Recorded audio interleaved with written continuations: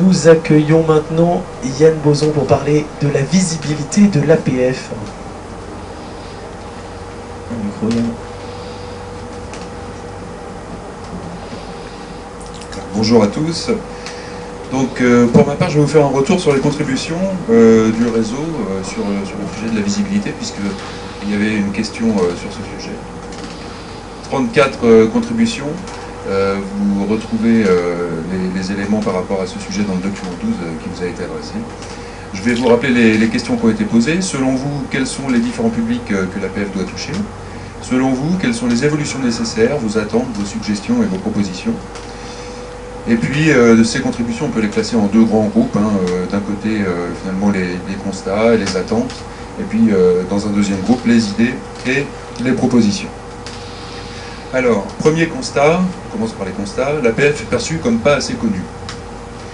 Avec des différences, néanmoins, en fonction des différents publics. Il faut distinguer la grande différence dans la notoriété de l'APF, je cite, donc, suivant que l'on parle du grand public ou des institutions locales, départementales, régionales. Et puis le fait qu'on a des publics extrêmement variés, il n'y en a pas moins de 17 qui sont cités dans les contributions, les personnes en situation de handicap et leurs familles, les centres de rééducation fonctionnelle, les crèches, les écoles, les lycées, les CFA, les élus dans les villes, etc. Je ne vais pas tous vous les citer, mais une grande diversité de publics qui sont identifiés dans ces contributions. Troisième constat, une aspiration vraiment à une plus forte reconnaissance, avec l'idée que le plus grand nombre devrait se sentir concerné par les combats de l'association, et notamment les jeunes, on va en reparler tout de suite après. Autre constat, une problématique d'identité liée au nom de l'association. Ça revient assez souvent dans les contributions, avec, je cite, le sigle APF, avec paralysé, n'est plus porteur aujourd'hui, il fait peur et ramène à des images passéistes, une réflexion est à mener sur son évolution. Enfin, toujours dans le premier groupe des constats, des attentes, plutôt un débat finalement sur la tonalité des messages et des actions qui sont en question. Donc plusieurs volets, deux volets principaux là-dessus, je cite, l'image revendicative de l'APF peut parfois être contre-productive, les résultats sont plus efficients quand on parvient à créer un rapport de collaboration commune dans la durée.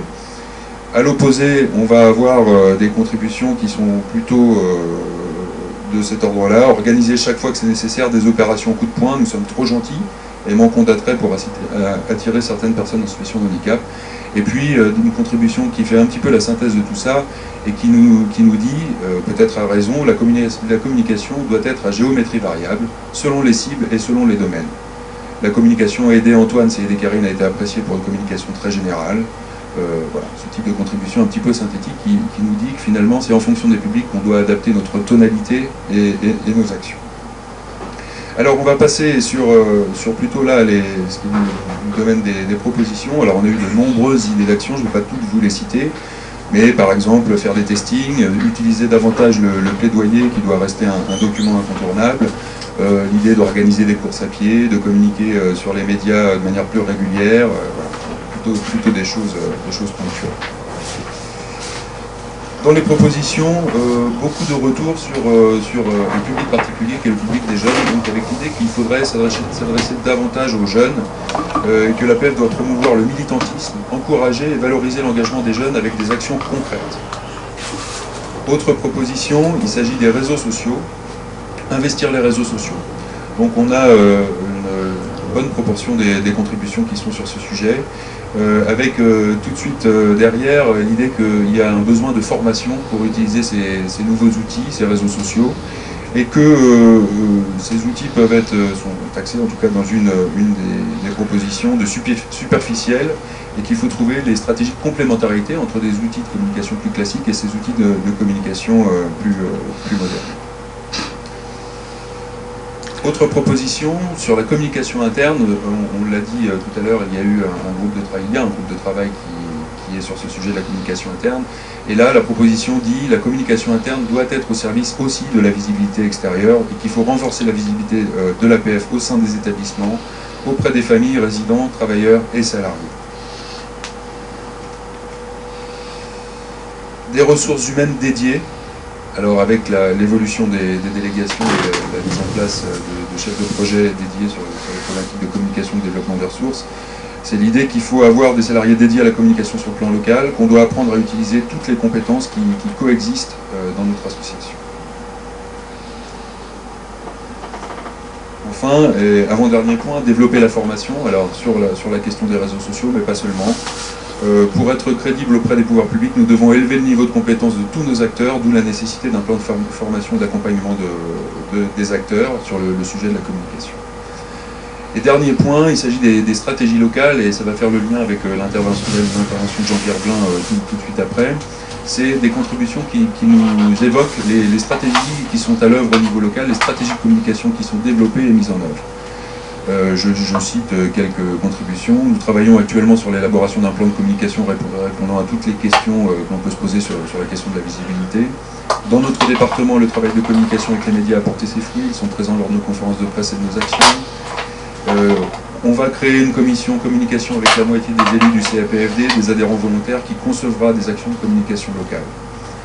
Ou encore, et pour terminer sur ces contributions sur les stratégies locales, la réelle existence de la région sur Internet, avec un portail qui dirige les différents intérêts. Donc cette question des stratégies locales, elle vient un petit peu coiffer finalement tout le sujet. Et je pense que Jean-Pierre, de Loire-Atlantique, va nous donner une illustration de ça, comment on mène une stratégie locale, quels bénéfices on peut en tirer. Bonjour à tous. Alors, juste pour commencer, effectivement, cette stratégie locale, elle a un début et sans doute une évolution, parce qu'effectivement, on va le voir au travers des quelques slides. Alors, tout d'abord, une photo du pack de l'équipe du 44. Bon, on est nettement moins fort que l'ASM, il n'y a pas de problème, on n'a aucune ambition sur ce sujet-là. Voilà. Donc, une stratégie de revendication qui a été pensée et programmée, c'est-à-dire que, on va le voir au cours, avec une visibilité citoyenne, une visibilité institutionnelle et une visibilité médiatique, parce qu'effectivement, il y a différents temps pour les choses.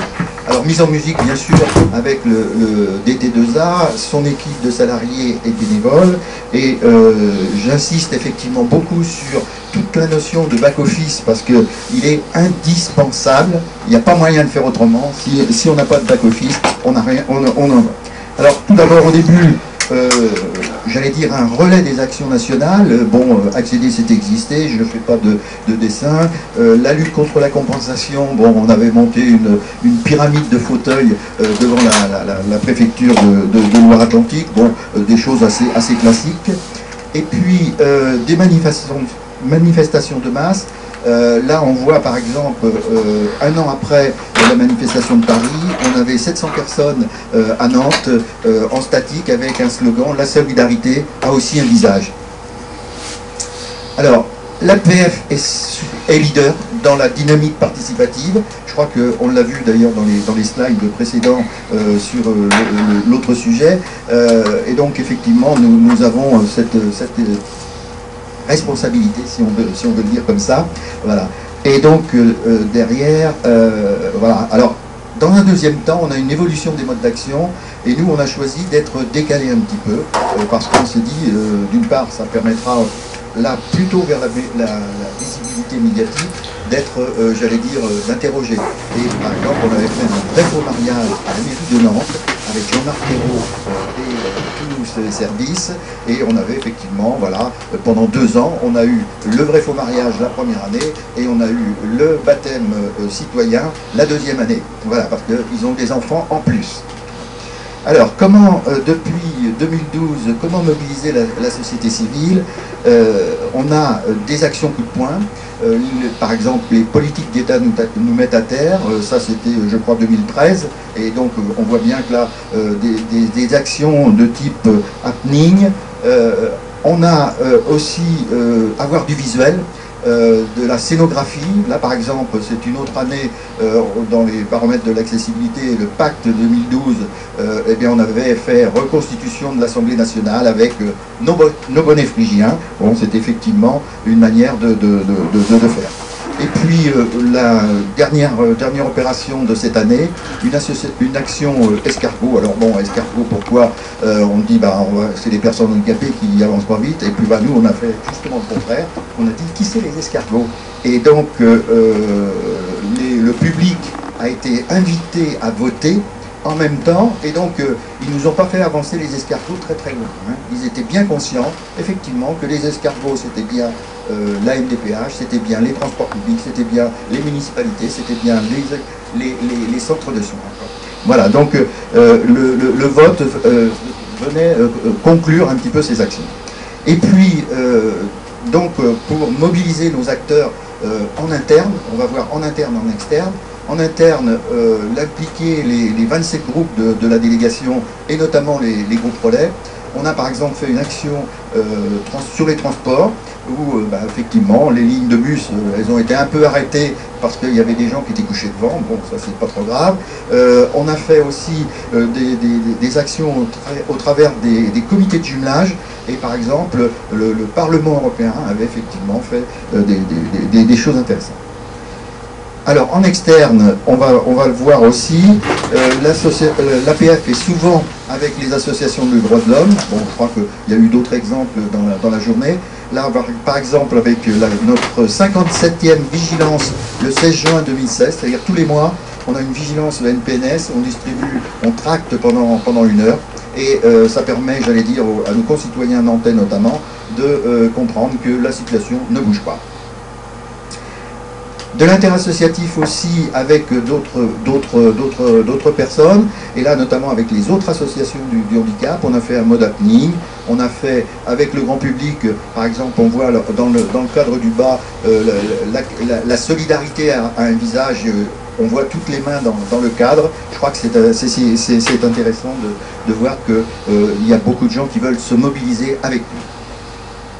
La lutte contre les discriminations, eh bien, ce que je disais tout à l'heure, on a fait effectivement l'accessibilité universelle sur nos communes et en Europe avec le Parlement européen. Bon, on avait fait les comités de jumelage, et une petite histoire juste comme ça pour dire que eh bien, un des comités de jumelage d'une ville de Loire-Atlantique eh bien, au lieu de faire les traditionnels échanges de musiciens, de gastronomie, de clubs sportifs ou des choses comme ça, eh bien, il y a des échanges sur les conditions d'existence des personnes en situation de handicap, et ça nous permet effectivement de dire, comme Carmen, James, Erika, Mario, Kevin en Europe, Antoine aurait aimé vivre dans une France accessible à tous en 2015.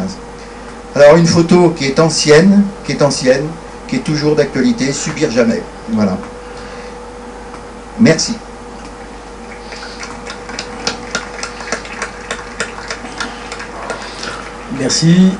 Merci beaucoup Jean-Pierre. Eh bien, cette journée ensemble va toucher à sa fin, mais avant ça, on va écouter Jackie Decobert, puisque nous allons vous présenter le groupe Communication Globale. Oui, c'est vous, chers amis, qui avez fait un choix sans équivoque de placer la question de la visibilité de l'APF en première position des thèmes de cet AG. Et c'est aussi sur ce thème que vos contributions ont été les plus importantes.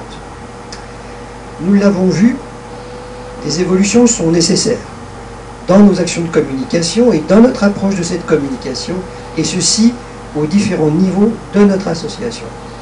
Un travail a déjà été mené sur la communication interne l'an passé. Il va se poursuivre et mettre en œuvre les actions identifiées. Mais il convient désormais de se pencher sur la communication externe. Le conseil d'administration a constitué un groupe de travail composé d'élus du réseau, d'administrateurs et de membres de la direction générale, ainsi que de personnes extérieures spécialisées dans la communication. Ce groupe de travail Communication Globale a un caractère proprement politique et stratégique. Il est chargé d'exprimer les attentes et les besoins de tous les acteurs de l'APF. Sa mission sera de questionner la politique de communication de l'association et de formuler les évolutions à donner à la communication externe, tout en assurant la cohérence avec la communication interne. Les grandes lignes de son processus de travail consistent à analyser le contexte et établir un diagnostic et définir les enjeux en s'appuyant fortement sur les contributions que vous nous avez envoyés.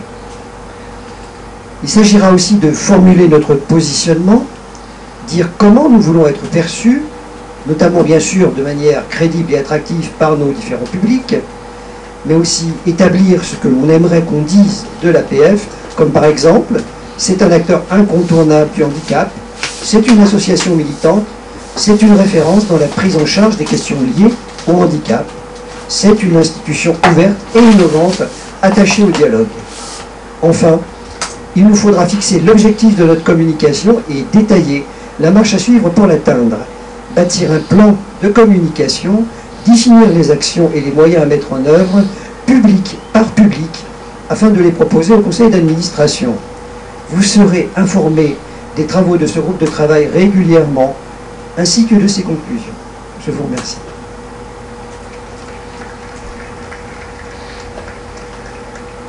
Merci Jackie. Et effectivement, donc nous arrivons au terme de cette assemblée générale, au terme de cette assemblée générale de la plénière, parce qu'il reste encore une heure. Pendant une heure, vous allez pouvoir aller dans les stands qui sont à l'extérieur de la salle. Vous allez pouvoir encore rencontrer les membres des commissions qui sont là pour discuter avec vous si vous avez encore besoin d'échanger ensemble. Je vous signale quand même la présence d'un stand 2017, hashtag 2017 Agir Ensemble, dont vous a parlé Pascal Rib tout à l'heure. Et puis il y a un stand, car il y a un partenariat avec le Centre National de Costumes de Scène de Moulins, qui a également un stand dans le hall. Cette assemblée générale était sous le signe du faire ensemble, et donc il nous faut prendre le temps de remercier tous ceux qui se sont mobilisés depuis des jours, des semaines et même certains des mois pour préparer cette assemblée générale. Merci donc à tous ceux qui ont contribué à la démarche participative. D'abord les 900 adhérents, vous, qui ont répondu au questionnaire en janvier, les 45 conseils et commissions qui ont proposé une contribution en mars et en avril, et les 22 élus qui ont fait la synthèse en mai. Merci à l'équipe de la région Auvergne-Rhône-Alpes, Jackie Piopi, représentant régional, et tous les élus du conseil APF de région, Pascal Cerclera, directeur régional, Patricia de Pindray, secrétaire de direction, ainsi que tous les membres de l'équipe régionale. Merci à Sandrine Rénal-Bergerot, directrice territoriale de l'Allier et du Puy-de-Dôme, et toute son équipe, notamment de Odette, chef de ville, et Liliane Garand. Tout le copie de l'organisation, avec notamment Elvina Percevaux, Valérie Masterena et Sophie Recoquillier. Tous les directeurs de la région, les directeurs territoriaux et les directeurs de SMS avec toutes leurs équipes et tous leurs usagers. Et puis il y a 12 conseils APF de département de la région à qui il faut dire merci. Un merci tout particulier, un grand bravo aussi à l'équipe des plus de 60 bénévoles et équipiers. Alors ils sont un petit peu nombreux, c'est compliqué de citer les 60 bénévoles, mais vous pouvez les applaudir. Merci à eux, parce qu'effectivement, sans les bénévoles, l'APF ne peut pas avancer. Merci aussi à nos invités, Madame Monique Bonnet, que vous avez pu entendre ce matin. Elle est adjointe au maire de Clermont-Ferrand et elle a ouvert cette journée ici à la tribune. Merci également à toutes les personnes qui ont contribué aux animations des différents espaces. Jacques Sarda, Clé de 12, notre dessinateur, qui vous a fait rire, j'ai entendu. Il vous a apporté des touches d'humour. Merci pour lui. Les chefs de projet et les acteurs d'APF Développement Auvergne-Rhône-Alpes qui soutiennent des projets d'économie sociale et solidaire tels qu'APF Conseil, des boutiques solidaires APF, le développement de parcs de matériels médicaux, les acteurs de la délégation APF de la Drôme avec leur dynamique de pérennulation, les acteurs de la délégation APF du Rhône avec un jeu de loi, l'accès aux soins et une bande dessinée qui a été réalisée par des personnes ayant des difficultés d'élocution et qui est géniale, cette bande dessinée. J'ai eu l'occasion de la lire. Un film, une expo photo, des exemples d'inclusion par la pratique de sport adapté de la délégation APF du Puy-de-Dôme, sans oublier les contributions du réseau APF de la grande nouvelle région Auvergne-Rhône-Alpes, les acteurs du siège et des commissions nationales pour leur stand. Et puis merci aussi aux intervenants APF de la journée, ceux qui nous ont rejoints ici sur cette scène, aux membres du conseil d'administration qui ont porté les débats de l'Assemblée générale et à qui vous avez pu vous poser vos questions, que vous pourrez encore effectivement croiser. Merci aux partenaires et aux prestataires, la ville de Clermont-Ferrand, la Grande Halle d'Auvergne, le système RISP, la Vélotypie, grâce à laquelle vous avez pu suivre et qui sont en train de me maudire parce que je parle trop vite. EasyVote, le boîtier de vote, merci à eux, vous en êtes bien servis. Audiophile, la boucle magnétique, Protection civile du 63, Axol, l'élévateur, Géraldine Ribeiro, Méleux pour la pause café, Monsieur Gilles Bétiol, traiteur Montrognon, wcloud.fr, les toilettes PMR qui ont été installées, et puis toutes les équipes du siège mobilisées pour la préparation de cette assemblée générale, à la direction générale et notamment au service développement associatif, ainsi qu'à la direction de la communication, du développement et des ressources. Enfin, bien sûr, merci à vous d'avoir participé à ce rendez-vous associatif très important pour les projets, la vitalité et l'avenir de l'APF. N'oubliez pas d'ailleurs de rendre vos boîtiers de vote et vos cartes en partant. Et puis je vais laisser quand même le mot de la fin à votre président Alain Rochon. Merci Grégoire pour tout. Ça marche. Pour tous ces remerciements. Je crois que vous avez oublié une personne essentielle pour moi, c'est vous. C'est d'un confort total pour le président de l'APF en tout cas, qui était animateur, organisateur, et donc là. Merci de ces remerciements auxquels je m'associe. J'ai le sentiment de faire le premier discours oral non écrit, donc il faut nous pardonner. Je l'ai déjà dit précédemment lors des précédentes AG. Si on veut tenir le timing, on est pratiquement contraint d'écrire nos discours. Et ça a un côté très désagréable, ça casse un peu la spontanéité, je l'entends bien. Alors, à mon tour de vous dire merci, merci pour votre attention et votre participation, même si j'ai cru comprendre qu'en fin d'après-midi, vous étiez un petit peu plus fatigué. C'était une participation active tout au long d'une journée qui était longue et dense, pratiquement 6 heures de débat. Alors, comme vous l'avez compris, et votre silence ou votre acclamation me suffiront suivant votre envie, cette année, nous avons quand même innové, puisque d'abord, on a préparé, merci Jackie notamment, merci Nadine, on a préparé tous ensemble cette Assemblée Générale, et notamment la partie la plus ouverte, la plus intéressante, la moins protocolaire, là où on ne présente pas les rapports, etc., avec des chiffres et des lettres. On a souhaité vraiment partir de vos contributions.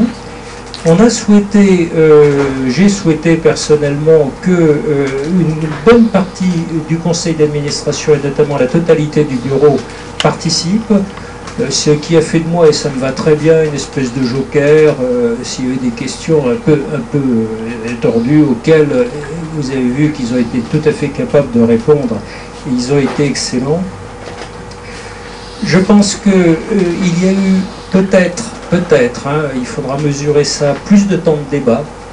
En tout cas, ça avait été conçu comme ça. Et puis évidemment, enfin, on a eu pas mal de débats ce matin, un petit peu moins cet après-midi, et c'est pas la faute de Grégoire, c'est que peut-être le sac à questions. Je voudrais encore dire, j'ai encore 2-3 choses à vous dire, je m'excuse pour ceux qui ont des retours longs et parfois compliqués. Nous sortons, nous, conseil d'administration, avec des décisions importantes sur les commissions, sur l'observatoire. Nous sortons également de cette Assemblée Générale avec une feuille de route pour les droits, un peu pour la visibilité, Yann. Et donc on a véritablement, moi ce que je vais chercher lorsque je viens en région, que je vous rencontre, etc., et je vais continuer à le faire, nous avons un dialogue qui s'est instauré parce qu'il a été préparé en amont de cette Assemblée Générale. Il n'y a pas de secret. Donc on a des décisions, on a des orientations. Je voudrais terminer en disant que là j'exprime un sentiment personnel, je m'excuse un peu auprès de mes collègues du CA et de la direction générale. J'ai le sentiment qu'aujourd'hui on a mis en place quand même bon nombre d'outils pour faire mieux, travailler ensemble, pour mieux fonctionner, pour mieux communiquer. Il y a encore énormément de travail, on n'est pas du tout dans, je vous l'ai dit ce matin, dans l'autosatisfaction, et on va continuer. Et d'ailleurs, vous allez nous aider, nous titiller, participer, co-construire, etc. Et je pense que notre feuille de route qui s'impose à nous aujourd'hui, au-delà de même, je dirais, nos travaux, c'est 2 choses. C'est 2017, donc il faut qu'avec ces outils, cette cohésion retrouvée, nous engageons un débat politique militant, d'abord sur la présidentielle, avec hashtag 2017 Agir ensemble, mais pas que. Ensuite, avec les élections législatives, et c'est là que ce sera vous évidemment qui sera en première ligne. Et puis, comme je vous l'ai dit et je le redis, il va falloir que dès l'automne, dès septembre, une fois les vacances bien méritées prises, nous nous lancions, Yann, Patrice et quelques autres, dans la préparation du congrès. Voir si notre projet associatif, qui date quand même de 2011, bon, il est relativement large, il était ambitieux. Je me souviens de Jacques Sory à Bordeaux me disant il faut maintenant transformer l'utopie en réalité. Ben, j'espère qu'on a fait un pas vers la réalité. Voir s'il est toujours d'actualité et puis préparer ce congrès au plan matériel, mais surtout au plan des idées. Voilà, un grand merci. Je dirais que c'est avec, dans la sérénité, que je clôt cette Assemblée Générale, que je vous donne rendez-vous l'année prochaine, je ne sais pas où, si vous avez des idées. Non, pas Nantes, on a déjà donné. Hein. Mais je sais pas. Je sais pas. Et pour le congrès, c'est pareil. Il y a des idées qui circulent entre la Bretagne, les Hauts-de-France, Strasbourg. Voilà. Bon. À l'année prochaine et pour beaucoup d'entre vous, à très bientôt, parce que je n'ai visité en 3 ans que 65 délégations et j'ai bien l'intention, dans l'année et demie qui vient, enfin si vous m'invitez, hein, de venir voir ce que je n'ai pas encore eu l'occasion et le plaisir d'inviter. Merci, merci et merci.